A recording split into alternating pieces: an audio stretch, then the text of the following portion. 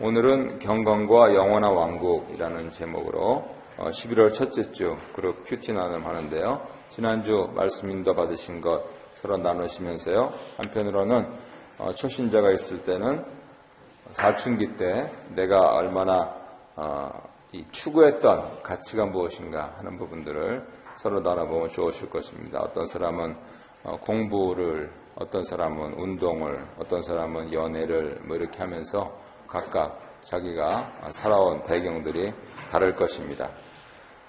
거짓 교사들의 불경건한 삶의 영향을 염려하는 베드로는 하나님 백성의 경건을 서두부터 강조하고 있습니다. 이를 위해서 하나님의 부르심과 택하심을 언급하면서 삶으로 열매를 맺어서 우리가 자신의 소망을 입증하기를 이렇게 바라는 마음으로 큐티 나눔을 하시면 좋겠습니다. 말씀과 나눠 보겠습니다. 인사말과 더불어서 우리가 받은 경건에 속한 능력이 무엇인가를 말하고 있습니다. 편지의 저자와 수신자는 누구며 그가 전하는 인사말은 무엇입니까? 1, 2절을 보시면은 시몬 베드로가 저자이고 수신자는 특정되어 있지 않습니다. 믿음을 가진 모든 이를 대상으로 하고 있고요. 인사말은 은혜와 평강, 은혜와 평화로 그렇게 인사를 하고 있습니다. 사도 베드로는 예수 그리스도께 절대적인 헌신과 복종을 하는 존재로서 자신을 그렇게 나타내고 있으면서 동시에 권위를 가지고 교회들을 세우고 감독하는 역할을 하고 있다 하는 점을 분명히 하고 있습니다. 그러면서 결국 그 근거가 믿음이라고 하는 것 때문에 그런데 믿음은 본질적으로 하나님의 것이다 라고 말씀을 합니다. 믿음은 하나님께 속한 것입니다. 하나님의 선물인 것이죠. 그리고 그 믿음이 사실은 여러 가지가 있는데 동일한 믿음이 있다라고 그렇게 반복해서 베드로후서에서 말씀하시는 이유가 바로 거짓 교사들 때문에 그랬던 것 같습니다. 베드로후서를 읽으시면서 사도 베드로가 지금 뭐를 염두에 두고 이 말씀을 하고 있는가 하는 점들을 잘 이해하시면 그만큼 반례적으로 기독교 신앙은 무엇이고 또 신자들은 어떻게 살아야 되는가 하는 것을 깨달으실 수가 있습니다. 하나님께서 은혜와 평강을 주시는데요. 그 은혜와 평강은 하나님을 아는 지식, 거기서 나온다 이렇게 말합니다. 그러면은 철학적으로는 그 믿음이라는 게 그 주지적인가 보다 이렇게 결론을 내실 수가 있는데 복음을 깨달으시면은 그렇게 말씀을 하실 수가 없죠. 믿음은 인격적이다 이렇게 말씀을 드릴 수가 있겠습니다. 하지만 영지주의자들, 지금 사도 베드로가 염두에 두고 있는 거짓 교사들인 이들은 사변적으로, 철학적으로 그렇게 지식을 전했고 그러니까 그리스도가 우리의 구주고 이거는 이해가 안 되니까 그냥 넘어가고 저거는 해도 될 것 같으니까 하고 이런 식으로 교인들을 호도했던 것 같습니다. 믿음의 삶을 통해서는 그리스도와 더욱 친밀한 그러한 관계가 나간다라고 하는 것이 바로 인격적이다라고 하는 것의 의미가 되겠지요. 믿음이 있다고 하면서 자기 멋대로 하는 일은 없을 것입니다. 2번 보겠습니다. 그리스도께서 우리에게 주신 바는 무엇이고 그 목적은 어디에 있습니까? 3, 4절을 보시면은 신적인 능력으로 생명과 경건에 이르게 하는 모든 것 그리고 보배롭고 지극히 큰 약속을 주셨습니다. 이는 썩어질 것을 피하고 신성의 그러한 성품을 구하게 하시기 위함입니다. 여기서 카톨릭하고 개신교하고 조금 구분이 되는데요. 바로 이러한 구절 때문에 카톨릭에서는 제2바티칸 공의회 이후로 우리가 나중에 영화롭게 됐을 때 신성화된다 이렇게 하는 부분들의 가능성을 열어두고 있습니다. 하지만 저희 개신교는 피조물인 인간이 그럴 수가 없다. 그래서 여기서 말하는 신의 성품이라고 하는 것 개역 개정에서는 4절에 보면 신성한 성품 지금 이후에 사도 베드로가 강조해서 말씀하시는 그 부분들 그것이 결국은 하나님을 믿는 믿음에서 나왔으니까 그런 의미에서 신성하다 이렇게 하는 것이지 우리가 어떤 godly 캐릭터를 갖게 된다라고 하는 부분들 그런 부분들은 좀 조심스럽게 말을 해야 될 것 같습니다. 논란의 여지가 있는 그러한 내용이 될 것이고요. 분명한 메시지는 무엇이냐면은 생명과 경건에 속한 모든 것을, 즉 보배롭고 큰 약속을 우리에게 주신다라고 하는 것이죠. 악한 세상에서 우리가 거룩하고 경건한 삶을 살 수 있는 그러한 능력을 주신다 하고 있는 것입니다. 바로 그것이 우리를 누가 부르셨는가 하는 그 지식을 갖고 있는 사람들에게만 주신다, 그렇게 말씀을 하고 있는 것입니다.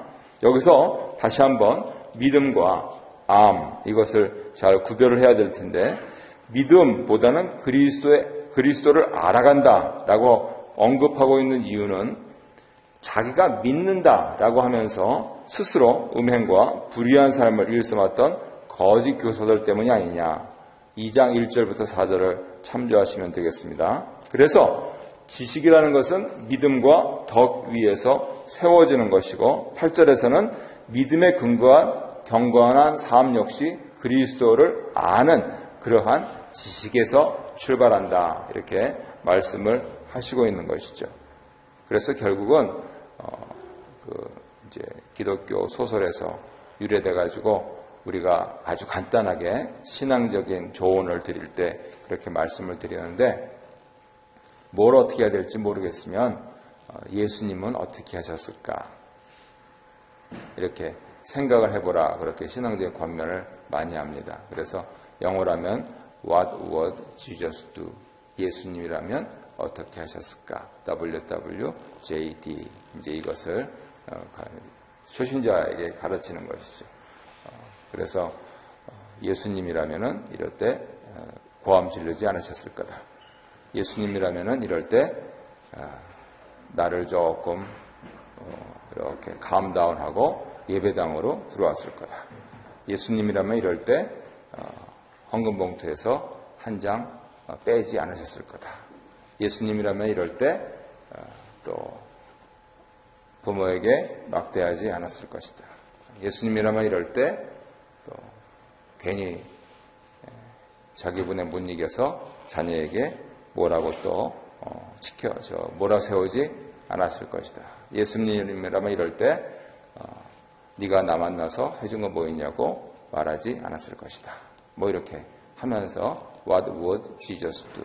라고 하는 것을 가르칩니다. 결국은 이런 부분들이 조금씩 100% 되지 않지만 조금씩 돼가면서 신자로서의 삶을 살아가는 것, 그것을 오늘 사도 베드로께서 우리에게 말씀을 해주시는 것이죠. 갑자기 뭐 그냥 호박이 넝쿨째 툭 떨어져가지고 예수 믿으면 그냥 해까닥 해가지고 뭐 이렇게 성자가 되는 거, 그런 거는 없습니다. 그런 사람들은 또 해까닥 하더라고요. 또 그래서 요즘 뉴스에 많이 나오잖아요. 가난한 사람들 많이 도와줬던 분이 중국에 가서 명품적으로 잘 사신다고, 그래서 오히려 조금 섬겨두었다가 그냥 자기 교회만 조금 크게 했다가 기독교 전체 역시 무슨 기독교냐, 가이독교지 뭐 이러면서 이제 그렇게 또 욕을 먹이고 있는데, 갑자기 해까닥 하는 건 결과적으로 안 좋은 것 같아요. 천천히 가는데 가랑비에 옷 젖듯이 이 신성한 성품이 내게서 묻어 나와야 되겠죠. 우리 다 함께 나눔 1번 함께 읽겠습니다. 시작. 그리스도께서는 신적 권능으로 우리에게 생명과 경건에 이르는 능력을 주셨을 뿐 아니라 자신의 영광과 덕으로서 귀중하고 위대한 약속들을 주셨습니다. 그럼에도 우리가 신성한 성품보다 세상에 썩어질 것을 구하는 경향을 보이는 이유는 어디에 있을까요? 우리가 구해야 할 것에는 어떤 것이 있을까요? 이번 주일날 오시면 기본적으로 우리가 개념을 잘 잡아야 된다 하는 차원에서 나눔 1번에 대한 답을 드리도록 하겠습니다. 2번 보겠습니다. 성도들이 맺어야 할 경건의 열매를 권면하고 부르심과 택하심에 합당한 삶이 가져올 축복에 대해서 서술하고 있는데요. 우리가 열매 맺어야 할 신성한 성품으로 무엇이 제시되고 있습니까? 5절부터 7절을 보면은 믿음, 덕, 지식, 절제, 인내, 경건, 형제 우애, 사랑, 이것이 언급이 되고 있습니다. 참고로 사도 바울은 성령의 열매를 몇 가지라고 그랬죠?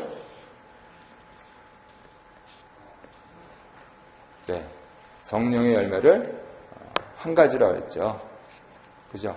그 한 가지 열매에 여러 측면들이 있습니다. 몇 측면이 있냐면 9 측면이 있습니다. 다 같이 하겠습니다. 시작. 사랑, 희락, 화평, 오래 참음, 자비, 양선, 충성, 온유, 절제. 그런데 지금 사도 베드로는 몇 가지를 말씀하고 있습니까? 네, 8가지. 8가지. 사도 베드로의 8가지 덕목하고 사도 바울의 9가지 그러한 성령의 한 성령의 열매의 측면, 이것을 잘 분석해서 비교하시면 훌륭한 석사 논문이 될 것이라고 보입니다. 한번 고민을 해보시고요. 그러한 부분들을 구역에서 나누면 참 성경 공부 많이 하시다 이렇게 칭찬을 해주실 것입니다.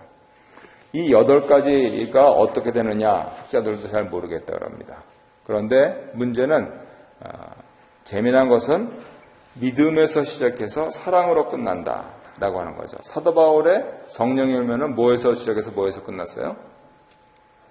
사랑에서 시작해서 절제로 끝났죠. 예, 그럼 벌써 석사학위 논문이 하나 나온 겁니다. 그죠? 예, 믿음에서 시작해서 사랑으로 끝난 걸 사랑으로 시작해서 절제로 끝내면 되잖아요. 잠깨시라고 말씀드렸는데 감흥이 없네요.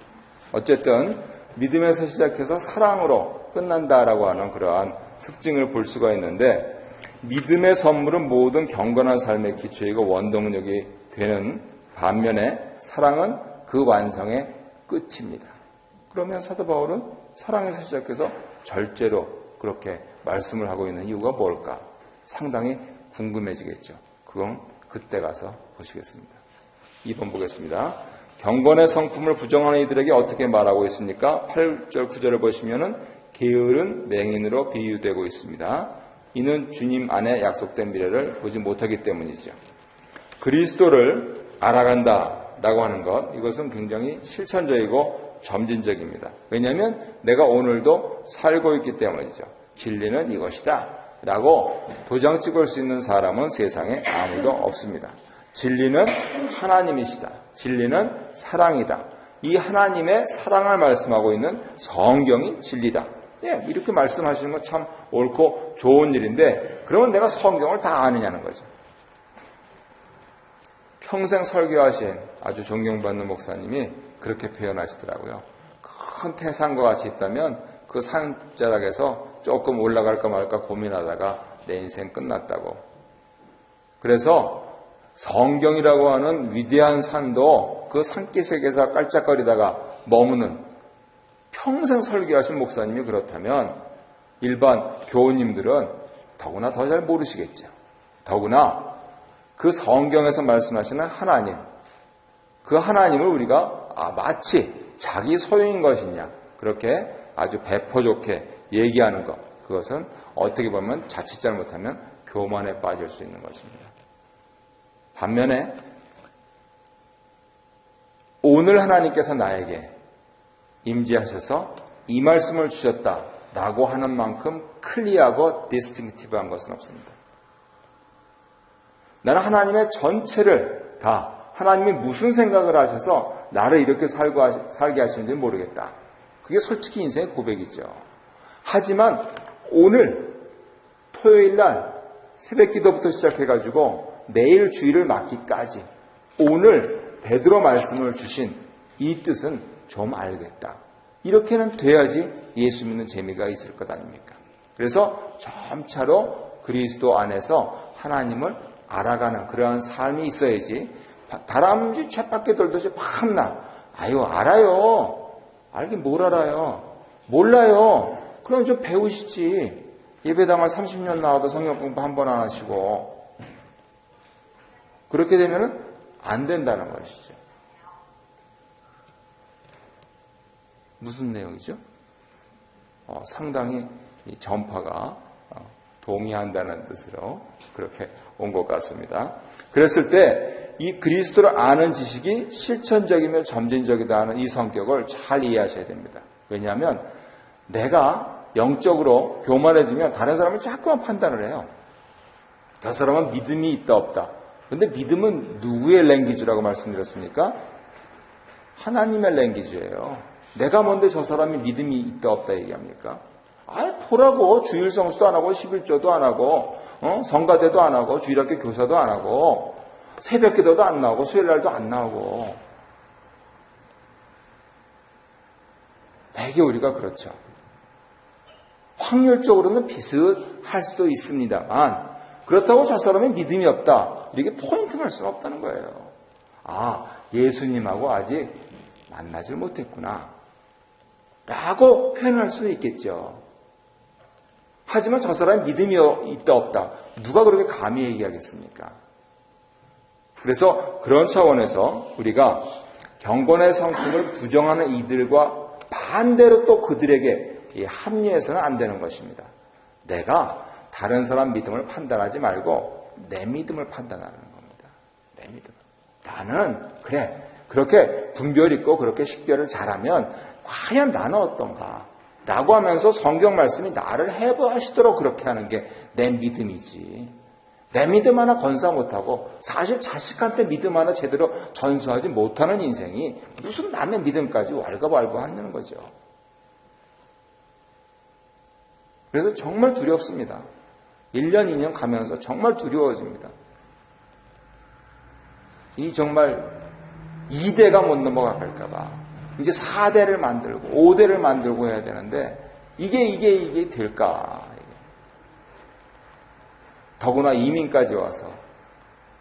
그래서 그런 차원에서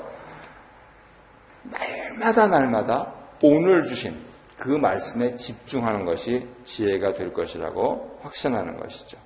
바로 이러한 삶의 태도, 이러한 믿음의 길이 흡족하다라고 성경은 말씀하고 있는데 그 원래 뜻은 증가하다, 성장하다, 더해지다라는 뜻입니다. 그래서 우리 교회에서는 그 표현이 잘 회자되는데요. 어제보다가 오늘이 낫고 오늘보다가 언제가 낫습니까? 내일이 낫다. 이게 굉장히 좋은 표현 아닙니까? 날마다 하나님께 가까이 간다 하는 거를 사람의 사고방식으로는 과거, 현재, 미래니까 어제보다는 오늘이 낫고 오늘보다는 내일이 나은 그러한 신앙의 삶, 그러한 일상의 삶을 살게 해 주십시오 라고 하는 기도보다 더 훌륭한 기도는 없을 것 같아요. 목표를 높이 세워두고 하시는 것도 좋기는 좋은데 기본이 돼야지요. 차곡차곡 쌓이면서요. 그래서 갑자기 헷갈락하지 말라는 겁니다. 차곡차곡 쌓이면서 이 증거하는 거, 성장하는 거, 더해지는 거 마치 나무가 잘 자라서 열매를 맺는 것처럼 그리스도를 알아가고 하나님을 믿는 일들이 있어서 결국 이제 주님께서 나 부르실 때 한평생 하나님 감사합니다. 이제 주의 품에 안기겠습니다. 라고 하면서 조용하게 자손들한테 안녕, see you later 하면서 그렇게 갈 수 있는 인생이면 정말 멋진 인생이 될 것이다 생각을 해봅니다. 만일 그리스도인들이 믿음의 덕목을 열심히 행하지 않으면 스스로 영적인 진리를 외면하고 보지 않기 위해서 눈을 감는 것과 같습니다. 천천히 뚜벅뚜벅 할 수 있으시면 큰 걸음으로 가십시오. 마지막 문제 보겠습니다. 사도의 결론적 권면은 무엇이고 그에 따른 약속은 어떻게 서술되고 있습니까? 합당한 열매로 부르심과 택하심을 이루도록 권면하면서 그리스도의 영원한 나라를 약속하고 있습니다.